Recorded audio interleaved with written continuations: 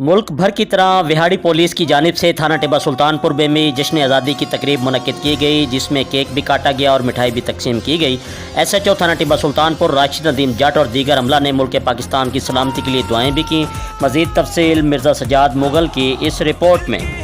जी बिल्कुल, मुल्क भर की तरह विहाड़ी पुलिस की जानब से थाना टिब्बा सुल्तानपुर में भी जश्न आज़ादी की तकरीब मुनक्किद की गई, जिसमें केक काटे गए और मुलाजमों में मिठाइयाँ भी तकसीम की गई, जिनमें SHO थाना टिब्बा सुल्तानपुर चौधरी राशिद नदीम जट साहब, रंगिलाई सब inspector Mohammad Shahbaz, sub inspector Mohammad Asif, ASI Khalid Mahmood, ASI Chaudhry Abdurrahman, ASI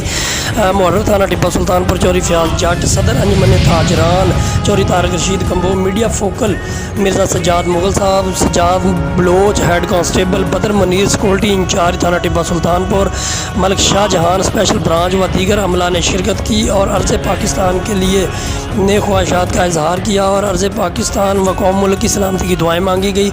और इसी मौका पर SHO थाना टिब्बा सुल्तानपुर चौधरी राशिद नदीम जट साहब का कहना है कि अर्ज़ पाकिस्तान के लिए हम हर वक्त अपनी जानों का नजराना देने के लिए तैयार हैं